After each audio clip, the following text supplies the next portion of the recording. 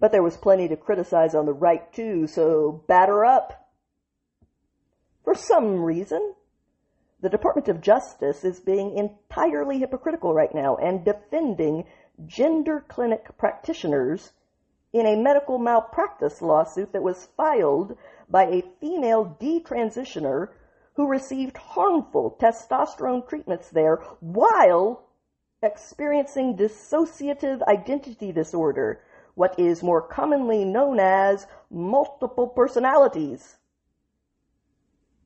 Leighton Ullery had 8 documented personalities at the time and was both practically and legally disabled.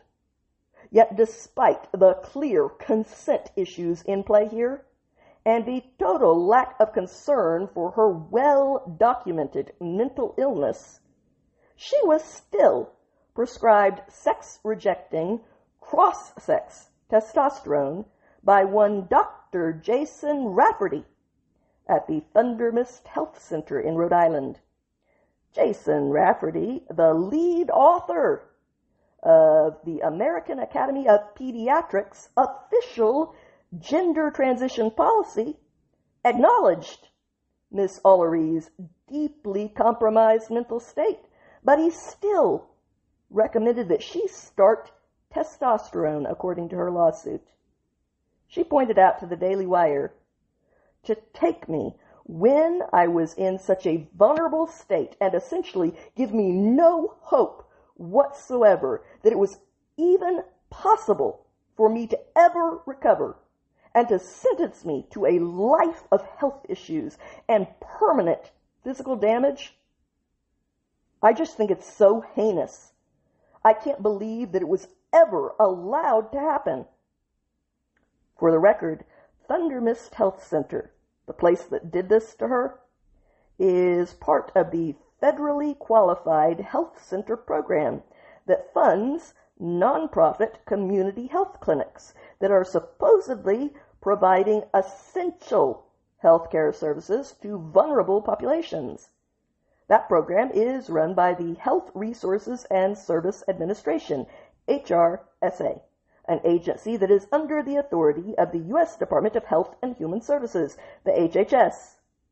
Health centers and employees that are funded by HRSA are treated like public health employees, and they receive medical malpractice coverage against liability from the federal government, meaning they receive their malpractice insurance on your dime in accordance with the Federal Tort Claims Act, the FTCA. Under the FTCA, anyone that is harmed by federal employees, which these people are cloaked as being, can seek compensation from the federal government instead of from the individual who committed the wrongdoing. So, to sum up, you pay for the clinic to do this to people. You also pay for the insurance that protects them from the consequences of anything they do. And you pay the settlements to the victims that they create. That's a great incentive structure if you want so-called doctors to engage in a free-for-all without thinking twice about it.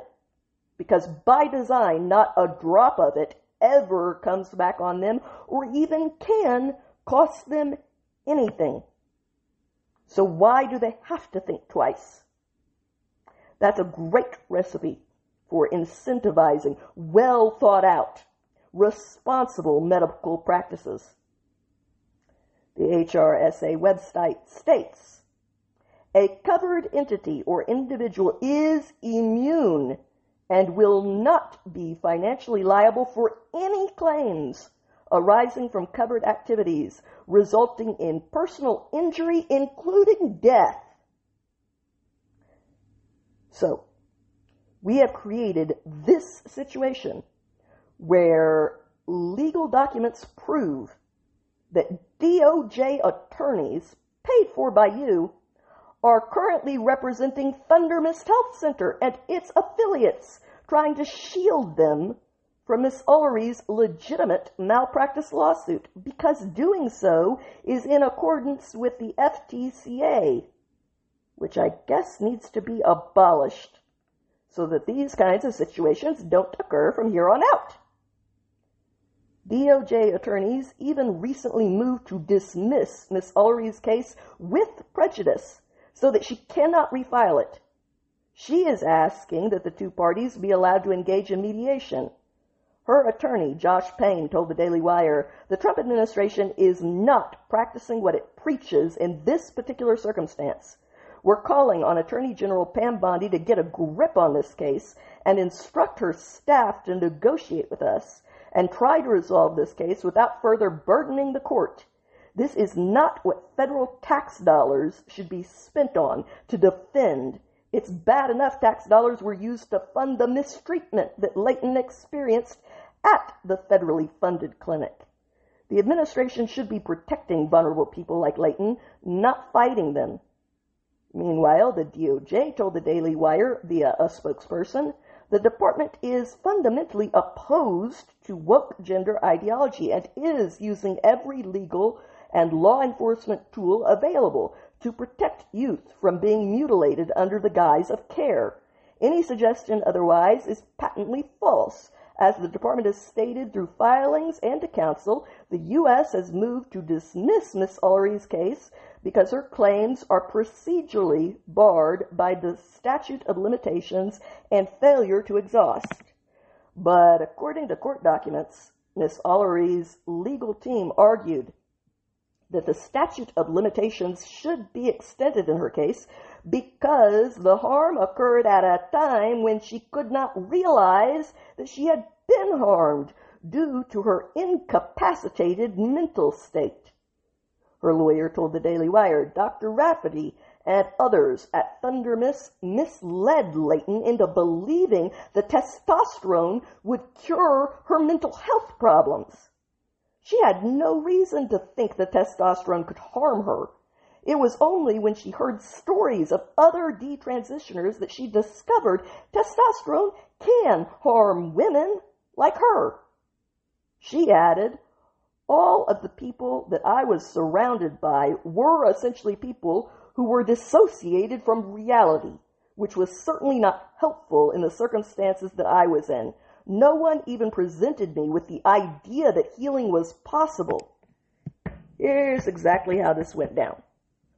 According to her lawsuit, Miss Ullery escaped from a cult where she suffered 18 years of physical, sexual, and psychological torment. She later sought the help of a therapist for her severe dissociative identity disorder, but her trusted therapist began convincing Layton that she was a transgender man and in need of further medicalization. At that point, this so-called therapist referred her to Thunder Mist Health Center for sex-rejecting medical interference. The Daily Wire asked the clinic if it still provides so-called gender-affirming medical interventions, but it did not respond to any requests for comment, which gives you your answer. The Daily Wire also tried to reach Dr. Jason Rafferty through his employer, Brown Health, but they did not receive any response at all. And finally, the Daily Wire asked HRSA to clarify if clinics that are funded by HRSA are allowed to provide so-called gender-affirming care, but they did not receive that requested clarification either. Instead, HRSA referred them to the Department of Justice. The only good news is that Miss Ullery has re-embraced the reality that she is a female, and there is nothing wrong with that to begin with. And she no longer experiences dissociation either. However, she still does suffer from the irreversible effects of the testosterone treatments, including body disfigurement, ongoing estrogen deficiencies, and chronic inflammation of her vocal cords, telling the Daily Wire, every single day I wake up with a sore throat. Not only is it sore, but my vocal cords are chronically inflamed and I lose my voice very easily. I am just asking for there to be some level of accountability because I think it was beyond unacceptable. She is lucky that on top of all of that, she is not having severe uterine pain. pain that is so extreme that it requires a premature hysterectomy with all of the consequences of that to fertility, to bones, etc., as that is another common side effect of these so-called treatments. But accountability is still clearly warranted here, and the DOJ needs to be unflinchingly held to account. Hard, not gently. People need to make their voices heard and make it crystal clear that if you do not do the exact job that you were voted in to do as our representatives, then we will vote you right back out and replace you with someone who will do the job.